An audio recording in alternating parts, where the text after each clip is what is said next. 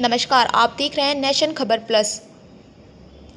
राम मंदिर चंदा प्रकरण को लेकर उत्तराखंड में सियासत तेज हो गई। कांग्रेस ने राज्य सरकार पर सवाल उठाते हुए मामले की निष्पक्ष जांच और दोषियों पर कार्रवाई की मांग की। खटीमा से कांग्रेस विधायक भुवन चंद्र कापड़ी ने कहा कि ये मामला गंभीर है और सरकार को पहले ही कदम उठाने चाहिए थे। उन्होंने धार्मिक स्थलों से जुड़ी अनियमितताओं पर भी चिंता जताई। कापड़ी ने कहा कि पूरे मामले की स्वतंत्र जाँच होनी चाहिए और दोषी पाए जाने पर सख्त कार्रवाई की जाए। देखिए, जब जब अपराधियों को किसी भी प्रकार का अपराध हो, अपराधियों का संरक्षण देने का काम सरकार करती है तो वो अपराध तेजी से बढ़ता है। तो भारतीय जनता पार्टी ने सबसे पहले जब राम मंदिर के चंदे के नाम पर घोटाला हो रहा था, जब राम मंदिर की जमीन को खरीदने में घोटाला हो रहा था, तो अपराधियों को संरक्षण देकर अपराध को बढ़ाने के लिए उनको प्रोत्साहित किया। और राम मंदिर में 40 दिन में 70 बार चोरी हो जाती है, इसके सबसे बड़ी दोषी भारतीय जनता पार्टी की सरकार है।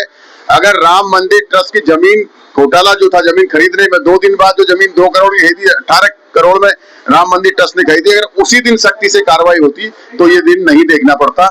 जब केदारनाथ में सोना चोरी हुआ, उसी समय सख्ती से कार्रवाई करी होती, हीला हवाली नहीं करी होती, उस पर कोई कार्रवाई नहीं करी, तो आज बद्रीनाथ धाम में ये दिन देखने को नहीं मिलता।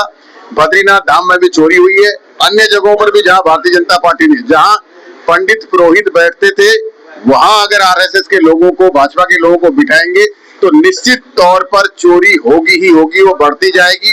अपराधियों को संरक्षण देंगे तो अपराध बढ़ेगा।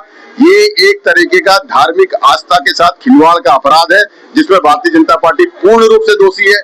हमारे प्रदेश में नकल माफिया, धान माफिया, गेहूं माफिया, नए नए माफिया पैदा कर दिए भारतीय जनता पार्टी ने। वो माफिया भी सब छूट कर आ गए। अपराध फल फूल रहा है, तेजी से बढ़ रहा है और सरकार के संरक्षण में बढ़ रहा है। तो देवभूमि में देवताओं का अपमान हुआ है। हमारा बद्री केदारनाथ धाम विश्व की आस्था का प्रतीक है। राम मंदिर, भगवान राम मंदिर विश्व की आस्था का प्रतीक है।